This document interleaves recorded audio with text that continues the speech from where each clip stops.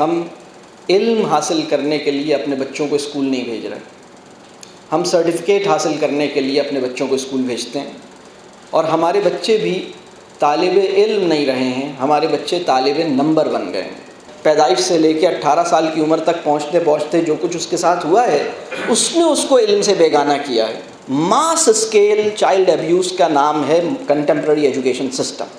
جو علم دوست احباب ہیں ان کی بہت بڑی ذمہ داری یہ ہے کہ وہ انسان دوست بھی بنیں۔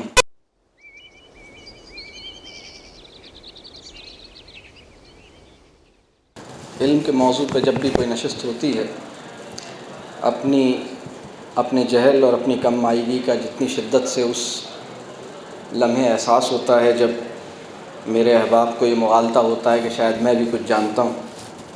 میری گفتگو آج جو مجلس جس کا بنیادی نقطہ علم دوستی ہے، جس کے اوپر بہت فاضل مقررین الحمدللہ بڑی سیر حاصل گفتگو فرما رہے تھے، میں صدر مجلس سے اجازت چاہوں گا کہ تھوڑی سی گفتگو میں ایک اور حوالے سے پیش کر سکوں۔ دو باتیں ہیں۔ پہلی بات یہ ہے کہ ہمارے معاشرے میں اگر کوئی علم بیگانگی ہے یا ہمارے معاشرے میں کوئی علم سے بیزاری کا رجحان موجود ہے تو اس کے اسباب کیا ہیں، ہم اس مقام تک پہنچے کیسے ہیں، ہمارا یہ حال ہوا کیسے۔ یہ میری گفتگو کا پہلا نقطہ ہے جس کے اوپر میں کچھ بات کرنا چاہوں گا، اور میری گفتگو کا دوسرا نقطہ جس کے اوپر میں کچھ بات رکھنا چاہوں گا وہ ہے کہ علم دوستی کا سفر کیسے طے کیا جا سکتا ہے، یا علم دوستی کا وعدہ وفا کرنا کیسے ممکن ہوگا ہمارے لیے، اس کے لیے کچھ عملی صورتیں کیا ہو سکتی ہیں، اس پہ میں کچھ اپنی طالب علمانہ گزارشات رکھنے کی کوشش کروں گا۔ سب سے پہلا سوال یہ ہے کہ علم بیگانگی یا علم بیزاری جو ہمارے معاشرے میں جس کی بہت سے لوگوں کو اس کی تکلیف محسوس ہوتی ہے اور اس کا کرب محسوس کرتے ہیں کہ واقعی ہمارے یہاں جو بڑا المیہ ہے وہ یہ ہے کہ ہم علم سے دوستی ہمارے معاشرے میں نہیں اس وقت نظر آتی۔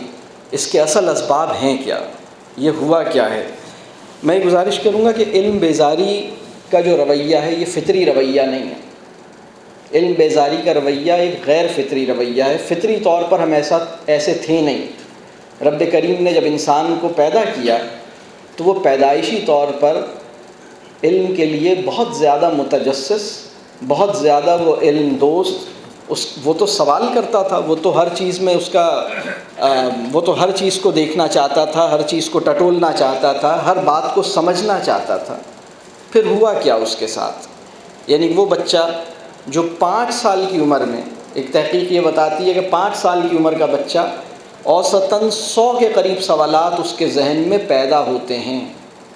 5 سال کی عمر میں 100 کے قریب سوالات اس کے ذہن میں پیدا ہوتے تھے، اور پھر آہستہ آہستہ اسے کیا ہوا کہ وہ علم سے دور ہوتا چلا گیا، اور علم دوستی کا جو فطری مادہ اس کے اندر موجود تھا وہ ڈیولپ نہیں ہو پایا، اور وہ اب ایک علم بیگانگی کی سی اور ایک علم بیزاری کی سی کیفیت اس کے اندر ہے۔ تو اس کی اصل وجہ ہے کیا؟ اس کی وجہ اگر ہم نے نہیں سمجھی تو میں سمجھتا ہوں کہ ہم علم دوستی کی جو بھی جدوجہد کریں گے پہلے ہمیں وہ چھید تلاش کرنا ہے جس میں ہم یہ ڈالتے ہیں اور وہ سارا کا سارا چلا جاتا ہے، مطلب یہ سارا جو نقصان ہے وہ ہو کیوں رہا ہے۔ تو میرا مشاہدہ یہ ہے، یا میری سمجھ میں جو بات آئی ہے وہ یہ ہے کہ ہمارا جو تعلیمی نظام ہے یا ہمارا جو پورا تعلیمی سلسلہ ہے اس میں کچھ بنیادی کہہ لیجئے کہ ہماری جو اورینٹیشن ہے، وہ لوگ جو علم حاصل کرنے جا رہے ہیں اور وہ لوگ جو یعنی والدین جو اپنے بچوں کو علم حاصل کرنے کے لیے اداروں میں بھیجتے ہیں، ہمارے بنیادی سوالات اور ہمارے بنیادی نیتیں یا ہماری بنیادی مقاصد جو ہیں ان میں ایک بڑا مسئلہ پیدا ہوا ہے۔ ہم علم حاصل کرنے کے لیے اپنے بچوں کو اسکول نہیں بھیج رہے، ہم سرٹیفکیٹ حاصل کرنے کے لیے اپنے بچوں کو اسکول بھیجتے ہیں، اور ہمارے بچے بھی طالب علم نہیں رہے ہیں، ہمارے بچے طالب نمبر بن گئے ہیں۔ ہم علم دوستی کی بجائے ڈگری دوستی پروموٹ کر رہے ہیں، سند دوستی پروموٹ کر رہے ہیں، اسناد سے دوستی ہے۔ اور بہت معذرت کے ساتھ یہ جو امتحانات کا جو ایک جس طرح کا نظام ہے، اس نے ہمارے اسکولوں کی فضا کو بھی، ہمارے مدارس کی فضا کو بھی، اور اس کے اندر جو تحصیل علم کی نیت ہے اور ہمارا جو اخلاص ہے علم حاصل کرنے کا، جو کسی فرد کے اندر فطری ہوتا ہے. دیکھیے 4 سال کا بچہ جب آپ سے سوال کرتا ہے تو اس کے ذہن میں یہ بات نہیں ہوتی کہ میں نے جو سوال کیا ہے اس کا جواب مجھ سے کوئی پوچھے گا، لہٰذا اس کے ممتحن کے خوف سے کہ وہ کہیں مجھ سے یہ سوال کر کے مجھے شرمندہ نہ کر دے، اس لیے میں آپ سے یہ سوال کر رہا ہوں اور آپ مجھے اس کا جواب بتا دیجئے تاکہ ممتحن کی نگاہ میں سرخرو ہو جاؤں. یہ اس کی نیتیں اس طرح آلودہ نہیں ہوئی ہوتی ہیں جب وہ 4 سال کی عمر میں آپ سے کوئی سوال کرتا ہے. وہ تو اپنا ایک ذوق ہے استفسار کا، اس کا اپنا ایک اس کی بے چینی ہے، وہ آپ سے سوال کرتا ہے. وہ ایک کیوریس چائلڈ ہے، وہ ہر نہ سمجھ میں آنے والی بات پہ سوال کرتا ہے. وہ اپنی والدہ سے یہ سوال کرتا ہے کہ آپ ایک ایسے لباس میں پارٹی میں کیوں جا رہی ہیں جس میں واپسی پہ آپ نے کہا کہ یہ لباس مجھے بہت کاٹ رہا تھا اور اس میں یہ بہت امپریکٹیکل سا ڈریس تھا. وہ سوال کرے گا، وہ کہے گا کہ آپ تو کہہ رہی تھیں اس میں بڑی گرمی لگ رہی تھی، آپ کو بہت تکلیف دے رہا تھا، تو پھر آپ نے اتنا مہنگا لباس سلوایا کیوں؟ یہ انکمفرٹیبل لباس ہے تو یہ آپ پہنتی کیوں ہیں؟ اس لیے کہ وہ سوال کرے گا، وہ ہر ناسمجھ میں آنے والی بات پہ سوال کرے گا، وہ ہر ناسمجھ میں آنے والے مسئلے کو حل کرنا چاہے گا اور اس کے اوپر وہ سوال کرے گا، اور یہ اس کی فطرت ہے. تو ہم فطری طور پر علم دوست تھے. مسئلہ سارا یہ ہوا کہ ہمیں پھر یہ طلب العلم ایک عجیب صورتحال ہے کہ جسے ہم اسکول سمجھتے ہیں، اور ہم یہ سمجھتے ہیں کہ بچے کو جب وہ 3 سال کا ہو جائے تو اسکول میں بھیجو اور 5-6 گھنٹے وہ وہاں گزارے، اور جب وہاں سے واپس نکلے گا تو وہ اس کے اندر علم کی سیرابی ہوگی، وہ کوئی بہت غور و فکر اور تدبر کے تجربے اس کو حاصل ہوں گے، وہاں کوئی واقعتاً کوئی ایسا مکالمہ اس کا وہ حصہ بنے گا جس سے اس کی ذہنی نشوونما ہوگی. ایسا کچھ بھی نہیں ہے. آپ دیکھیے وہ بچہ جو ہر چیز پہ سوال کرتا تھا، آپ کوئی کتاب پڑھ رہے ہو وہ یہ جاننا چاہتا تھا کہ یہ کیا ہے. وہ روزہ اس پہ فرض نہیں ہوا تھا، وہ روزہ رکھنے کے لیے مصر تھا. آپ کہتے تھے کہ بھائی تم بڑے ہو جاؤ گے تو روزہ رکھ لینا، وہ کہتا تھا کہ مجھے روزہ رکھنا ہے. آپ کہتے تھے بھائی ابھی تم چھوٹے ہو، پھر وہ ضد کرتا تھا اور وہ روزہ رکھ لیتا تھا، کہتا تھا میں نے تو روزہ رکھنا ہے. تو جتنی بھی خوبصورت باتیں ہیں جس کے لیے آپ اور ہم سب مل کے کوشش کر رہے ہیں کہ یہ آج ہماری نسل نو یہ سیکھ لے یا نئی نسل یہ سیکھ لے. میں اکثر سوچتا ہوں کہ جس کو ہم نئی نسل کہہ رہے ہوتے ہیں وہ کم از کم 18 برس پرانی مخلوق ہے جس کو ہم نئی نسل کے طور پر پکار رہے ہیں. وہ نئی نسل بننے سے پہلے کے عمل میں جہاں تھی، جو اس کے ابتدائی 15 16 18 سال جہاں گزرے ہیں، یا پیدائش سے لے کے 18 سال کی عمر تک پہنچتے پہنچتے جو کچھ اس کے ساتھ ہوا ہے، اس نے اس کو علم سے بیگانہ کیا ہے اور اس کو ہمیں سمجھنا ہوگا، اس معاملے کو ہمیں ٹھیک کرنا ہوگا. اگر یہ ٹھیک نہیں ہوا تو ہوگا کیا؟ مسئلہ یہ ہوگا کہ ہر بچہ پیدائشی طور پر علم دوست پیدا ہوگا، اس کے بعد ہم ایک تعلیمی بھٹی میں اسے ڈالیں گے اور پھر ہو جائے ملائم تو جدھر چاہے اسے پھر مارکیٹ فورسز اس پہ پوری قوت سے اثر انداز ہوں گی.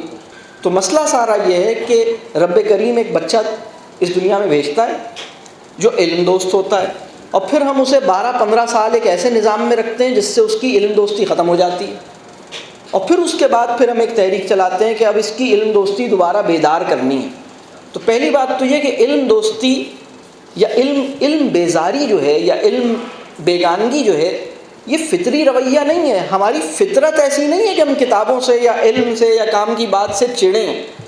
ہماری فطرت یہ ہے، یعنی مجھے بعض اوقات کچھ لوگ ملتے ہیں وہ کہتے ہیں کہ سر مجھے شعر اچھے نہیں لگتے، تو میں ان سے کہتا ہوں کہ بھائی اصل مسئلہ یہ نہیں ہے. مسئلہ یہ ہے کہ آپ ایک ایسی، یعنی آپ فطری طور پر ایسے نہیں تھے کہ آپ کو شعر پسند نہ آئے.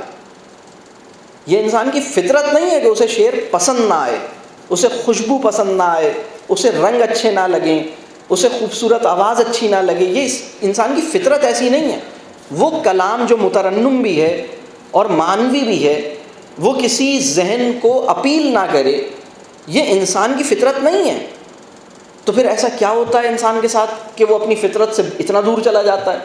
ہمیں اس نظام کے ساتھ ہمیں دیکھنا ہوگا کہ ہماری، یعنی میں یہ سمجھتا ہوں کہ ماس اسکیل چائلڈ ایبیوز کا نام ہے کنٹمپرری ایجوکیشن سسٹم. میں سمجھتا ہوں کہ ہم socially acceptable form of child abuse کا نام ہے موجودہ اسکولنگ. ایک اور بات جو ہمارے یہاں جو بڑا پرابلم ہے وہ یہ کہ ہم بچے کی فطرت کو نہیں سمجھتے. ہم اس کے ہم اس کے جو فطری معاملات ہیں ہم اس کو مسئلہ سمجھ کے اس سے الجھتے ہیں. یعنی یہ ایسی بات ہے کہ کوئی انسان پانی کے گیلا پن سے اس کو تکلیف ہو کہ پانی گیلا کیوں ہے. بچے کے اندر جو چلبلا پن ہے یا بچے کے اندر جو ہر چیز میں گھسنے کی اور ہر چیز میں بڑھنے کی اور ہر چیز کو ٹٹولنے کی اور ہر چیز کو کھولنے کی جو جستجو رب کریم نے رکھی ہے، جو اس کے اندر تجسس رب کریم نے رکھا ہے، وہ علم کی کہہ لیجئے وہ علم کی وجہ بن جاتا ہے. اس کے نتیجے میں اس کے ذہن میں بہت سارے، اس کے ذہن میں شعور ڈیولپ ہوتا ہے، اس کا فہم پیدا ہوتا ہے، وہ چیزیں سیکھتا ہے، آگے بڑھتا ہے. لیکن اس وقت کی صورتحال یہ ہے کہ ہم، یعنی آپ مجھے بتائیے اس وطن کا کون سا وہ بچہ ہوگا جس نے یہ فقرہ نہ سنا ہو. ایک تو میں تمہارے سوالوں سے تنگ آ گیا ہوں، تمہیں ہر وقت سوال ہی کرنے ہوتے ہیں. بند کرو اپنے سوال، اب سوال ہی کرتے رہو گے یا کچھ پڑھو گے بھی. میں آپ کو جو بات عرض کرنا چاہ رہا ہوں کہ ہم بچے کی جو بنیادی فطرت ہے ہم اس کی خوبصورتی کو سراہ نہیں پائیں. ہم اس کے فطری تقاضوں سے الجھتے ہیں اس لیے کہ ہم اس کی فطرت کو سراہ نہیں پائیں. اور میں سمجھتا ہوں کہ بہت بنیادی بات ہے کہ انسان اصل میں ہے کیا، بچہ اصل میں ہے کیا. ہماری اور آپ کی جو اصل ہے وہ کسی بچے کے بغور مطالعے اور مشاہدے سے سامنے آ سکتی ہے، کیونکہ ہم تو اپنی اصل سے بہت دور ہو چکے ہیں. پیدائشی طور پر جب ہم تھے وہ ہماری اصل تھی، وہ ہم اپنی بہت زبردست فارم میں، انسان اپنی پوری زندگی میں سب سے حسین روپ میں جب ظاہر ہوتا ہے اسے بچہ کہتے ہیں. تو آپ اس کو آپ دیکھیے کس طرح سے وہ بیزار ہو جاتا ہے، کس طرح سے وہ، یعنی والدین بچوں کو اسکول اس لیے بھیج رہے ہیں کہ انہیں وہ امکانی معاشی مفاد کی خاطر تعلیم دلوا رہے ہیں. وہ علم کی خاطر تعلیم نہیں دلوا رہے، وہ اخلاق کی خاطر اور ایمان کی خاطر تعلیم نہیں دلوا رہے. وہ امکانی معاشی مفاد، ان کا خیال یہ ہے، اس وقت والدین کا مفروضہ یہ ہے کہ اگر میرے بیٹے نے میٹرک نہیں کیا یا گریجویشن نہیں کی تو مستقبل میں کھائے گا کہاں سے. تکلیف دہ بات ہے کہ تعلیم ہم حاصل کر چکے ہوتے ہیں، ڈگری ہمارے پاس ہوتی ہے، لیکن ہمارے پاس علم نہیں ہوتا.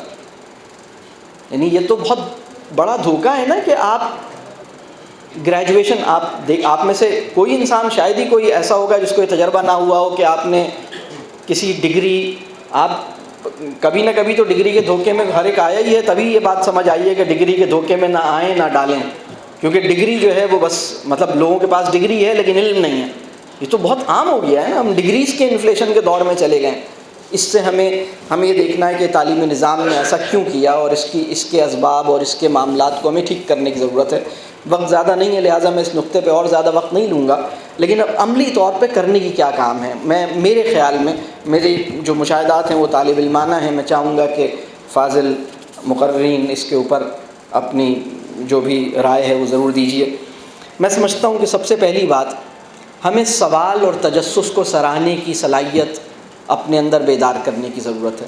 ہمیں سوال کو اپریشیٹ کرنے کے قابل ہونا چاہیے، سوال کو موتی سمجھ کے ہمیں چننا چاہیے. اور بچہ اگر خوف محسوس کرے گا تو آپ سے سوال نہیں کرے گا. طالب علم بھی اگر خوف محسوس کرے گا تو آپ سے سوال نہیں کرے گا، کیونکہ بہت سے بچوں کو یہ جو تجسس اور سوال ہے اس کو ہمیں بڑی رب کی بڑی نعمت کے طور پر ہمیں محسوس کرنا چاہیے اور اس کی کہہ لیجیے قدر کرنی چاہیے. تو یہ کام میں سمجھتا ہوں کہ ابھی کرنے کی ضرورت ہے. اور اپنے جو ایجوکیشن سسٹم ہے اس کو اس طرح ڈیزائن کرنا چاہیے کہ جیسا بچے کی فطرت ہے اس کے مطابق ہمارا تعلیمی پروسیس ہو، نہ کہ تعلیمی نظام کے مطابق بچے کو ہم توڑ مروڑ کے اس میں ایڈجسٹ کریں اور فٹ کریں. دوسری بات یہ ہے کہ جو علم دوست احباب ہیں ان کی بہت بڑی ذمہ داری یہ ہے کہ وہ انسان دوست بھی بنیں. بہت معذرت کے ساتھ میں یہ محسوس کرتا ہوں کہ ہمارے معاشرے کا جو طالب علم ہے وہ ایک تکلف محسوس کرتا ہے، وہ ایک خوف محسوس کرتا ہے، وہ ایک ہچکچاہٹ محسوس کرتا ہے ان لوگوں سے قریب ہونے میں جو جن کی صحبت سے وہ بہت کچھ سیکھ سکتا ہے. تو ہمارے یعنی ہمارے جیسے جیسے علم ہمارے اندر آتا جائے ویسے ویسے حلم اور انکساری ہمارے اندر بڑھتی جائے، اور ہمارے اندر انسان دوستی، علم دوستی کا لازمی اور فطری نتیجہ ہونا چاہیے، اور ہے بھی. تو اس کی طرف ہمیں توجہ دینی چاہیے کہ ہم اس کے اوپر دیکھیں کہ ہم علم دوست حلقے اگر قائم کرنا چاہتے ہیں تو اس کے لیے وہ لوگ سامنے آئیں جو انسان دوستی کی شرط بھی نبھا رہے ہوں. اگر وہ انسان دوستی کی شرط نہیں نبھا پائیں گے تو علم دوست حلقے نہیں بن پائیں گے. تو علم دوستی کے حلقے قائم ہوں. تیسرا پوائنٹ جو میرے خیال میں بہت اہم ہے وہ یہ ہے کہ مکالمے کو فروغ دیا جائے. آج کا مسئلہ یہ ہے کہ مکالمہ مر گیا ہے یا مر رہا ہے اور دھونس دندنا رہی ہے. ہم مکالمے کی روایت کو زندہ کرنے کی کوشش کریں. باتوں سے زیادہ تعلیمی کام 10 سال تک بچے کی زندگی میں کوئی اور نہیں ہے. بچے کی سب سے بڑی تعلیمی ضرورت یہ ہے کہ وہ کسی صاحب علم سے تعلق میں آ جائے، وہ کسی صاحب علم سے تعلق میں آ جائے. یہ بچے کی سب سے بڑی تعلیمی ضرورت ہے. ہم کسی خاص بلڈنگ کے اندر 5 گھنٹے صرف کرنے سے اس کو علم نہیں ملتا.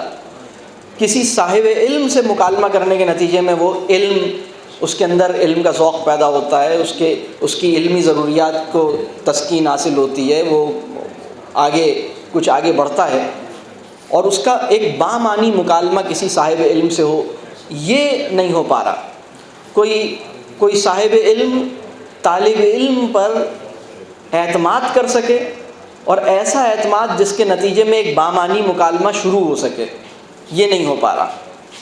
ہمارے یہاں ابھی بھی جو بہت زیادہ مخلص استاد ہے، اس کی کوشش یہ ہوتی ہے کہ سب کچھ سمجھا کے چلا جائے، لیکن اس پہ مکالمہ ہو سکے. تمہیں جس طرح یہ سمجھ میں آیا ہے مجھے بتاؤ کہ مجھے تو اس طرح سمجھ آیا ہے، تمہیں کس طرح سمجھ آیا ہے، ہم سب کو کس طرح سمجھ آیا ہے. تم اپنی جگہ سے اس کو کیسے دیکھ رہے ہو، میں اپنی جگہ سے اسے کیسے دیکھ رہا ہوں، ہم سب اپنی اپنی جگہ سے اسے کیسے دیکھ رہے ہیں. اس پر سوال کیا ہے، اس پر سوال اٹھنا کیا چاہیے، اس کی ہمیں توفیق نہیں ہو رہی. اس کی طرف میں سمجھتا ہوں کہ ہمیں خاص طور پہ توجہ دینی چاہیے. چوتھی بات میں یہ عرض کروں گا کہ مکالمہ اس وقت پیدا ہوگا جب ہم انگریزی زبان کی مروبیت سے بچے کو باہر نکالیں گے. دیکھیے اس وقت کا مسئلہ یہ، آپ کے بچے کو اور ہمارے سب کے بچوں کو اردو بولنے پہ جرمانہ دینا پڑتا ہے. میں آپ کو واقعہ بتا رہا ہوں کہ اردو کی ایک انگریزی میڈیم اسکول میں اردو پڑھانے پہ اردو کی معلمہ نے یہ بات بتائی کہ ان کی مینجمنٹ نے ان کو یہ تاکید کی ہے کہ آپ انگریزی میں ان کو ساری باتیں بتائیں گی، اردو ضرورتاً کم سے کم بولیں گی. اس طرح اردو پڑھائی جا رہی ہے. اردو کا ہوم ورک انگریزی میں دیا جا رہا ہے. یہ واقعہ ہے. ہماری مروبیت نہیں ختم ہو رہی. ہمارے اس وقت جسے ہم پرائمری اور سیکنڈری اسکولز کے نام سے جانتے ہیں، وہاں علم دوستی سے زیادہ انگریزی دوستی کا چلن ہے. ہمیں اس سے باہر نکلنے کی ضرورت ہے، ہمیں اس مسئلے کو سمجھنے کی ضرورت ہے. اگر بچہ پہلی زبان ہمارے بچے کی ٹھیک نہیں ہو پائی ہے، ٹھیک سے پہلی زبان میں وہ بچہ رواں نہیں ہو پایا ہے، پہلی زبان اس کے خیال کی نشوونما کرنے کے قابل نہیں ہو پائی ہے، اور دوسری زبان کے اندر بھی اس کو ہم ڈالتے ہیں اور عجیب ایک جبر کرتے ہیں. ہم جو سیکنڈ لینگویج ہے، ہم فورسڈ بائی لنگولزم یا فورسڈ ملٹا لنگولزم کا ایک کلچر کریٹ کرتے ہیں جس میں ایک تردد ہوتا ہے بچے کو، اور وہ جو نیچرل ایکسپریشن ہے، جو فطری اظہار ہے، جو اپنی زبان میں وہ کر سکتا تھا، وہ نہیں ہو پاتا. اور اس کے دیکھیں پہلی زبان کرتی کیا ہے. پہلی زبان جو ہے وہ تفہیم کی زبان ہوتی ہے. ابلاغ کی زبان تو دیکھیں، ابلاغ جو ہے وہ زبان کا، جب ہم یہ کہتے ہیں کہ ابلاغ زبان کا بنیادی فنکشن ہے، تو دوسری زبان کے ساتھ تو یہ بات صحیح ہے. دوسری زبان ابلاغ دوسری زبان کا پرائمری فنکشن ہو سکتا ہے، لیکن پہلی زبان کا ابلاغ پرائمری فنکشن نہیں ہے. پہلی زبان کا پرائمری فنکشن ہے کمپریہنشن. ابلاغ تو بعد میں آئے گا، اس سمجھ میں کیا آ رہا ہے اسے. تو پہلی زبان تو اس کی تفہیمی استعداد کو متعین کرتی ہے. پہلی زبان اس کے تخیل کو اور اس کے ذہن کو کھولتی ہے. پہلی زبان اس کے اندر وہ کسی بھی چیز کو گہرائی میں جا کے سمجھ سکنے، کسی بھی چیز پہ غور و فکر اور تدبر کا مزاج پہلی زبان پیدا کرتی ہے. تو ہمیں اپنے بچوں کو اپنی زبان کے ساتھ ہمیں ان کو یہ دیکھنا ہوگا کہ ہمارے بچے اپنی زبان سے بیگانہ تو نہیں ہو رہے، اور اس کی ہمیں توجہ دینی ہوگی، اور اپنی زبان کے شعر و ادب سے ان کو جوڑنا ہوگا. یہ چوتھا پوائنٹ ہے. اور پانچواں پوائنٹ یہ ہے جو مطالعے کی ہم بات کرتے ہیں کہ میں کبھی کبھی یہ جملہ سنتا ہوں کہ بھائی پڑھنا چاہیے، میں بہت پڑھنا چاہیے. بالکل ٹھیک ہے، بہت پڑھنا چاہیے اور اچھا پڑھنا چاہیے، لیکن مطالعے کا شوق کچھ اور بات ہے، مطالعے کا ذوق کچھ اور بات ہے. آپ سب کچھ پڑھتے ہیں اور بہت پڑھتے ہیں، لیکن دیکھنا یہ ہے کہ پڑھتے کیا ہیں، کتنا اچھا ادب پڑھتے ہیں، کتنا اچھا، اگر آپ شاعری پڑھتے ہیں تو کتنی اعلیٰ، آپ حکیمانہ شاعری کی طرف آپ کی توجہ کتنی ہے. اگر آپ افسانہ پڑھتے ہیں تو وہ کتنا اچھا اور ستھرا افسانہ پڑھنا چاہتے ہیں، آپ کا ذوق کتنا اچھا ہے. کیونکہ کچھ بھی پڑھ لینا یہ آبجیکٹیو نہیں ہونا چاہیے، بلکہ آبجیکٹیو یہ ہونا چاہیے کہ وہ اچھا، اس کا انتخاب متن جو ہے وہ بہت اچھا ہو، وہ اچھی چیز پڑھے، وہ اچھی کتابوں کا فروغ ہو. کیونکہ یہ رجحان کچھ پیدا ہوا ہے کہ لوگ کتابوں کی طرف مائل ہوئے ہیں، لوگ پڑھنے کی طرف مائل ہوئے ہیں. اور فیس بک نے بھی بہت زیادہ، اور یہ سوشل میڈیا نے بھی بہت زیادہ، یہ سب جو ابھی انٹرنیٹ کی بات ہو رہی تھی، ہمارے بزرگ ہیں احمد جاوید صاحب، ایک دفعہ ان سے کسی نے یہ بات انٹرنیٹ کے حوالے سے کوئی بات کہی، اور کسی نے ان کی خدمت میں کوئی ایسا جملہ کہا کہ جی انٹرنیٹ کی وجہ سے، انٹرنیٹ نے آج کسی کو جاہل نہیں رہنے دیا. تو انہوں نے فرمایا کہ انٹرنیٹ نے کسی کو عالم بھی نہیں بننے دیا. میں ایک اور بات عرض کروں کہ وہ انسان، جب آپ علم میں بڑھتے ہیں تو آپ کو بہت ممکن ہے بہت ساری چیزیں آپ کو نظر آتی ہیں، دکھائی دینے لگتی ہیں، آپ کو ایسا لگتا ہے بینائی آپ کی تیز ہو گئی ہے، بہت ساری چیزیں آپ کو نظر آتی ہیں. لیکن اس میں جو احتیاط درکار ہے وہ یہ ہے کہ میں کسی اور کے طریقہ کار کو تو غلط سمجھ سکتا ہوں، لیکن اس کی نیتوں کو غلط سمجھنے کا، گناہ کرنے کا مرتکب میں نہ ہوں. یہ ممکن ہے کہ کوئی انسان میں طریقہ کار میں کسی سے بہتر ہو سکتا ہوں، لیکن نیتوں میں سب سے اپنے آپ کو کم سمجھوں. مطلب ایک اور مسئلہ یہ ہے کہ ہمارا مذہبی شعور بھی ہمارے ان بنیادی مسائل کو حل نہیں کر پا رہا. ہمارا جو اس وقت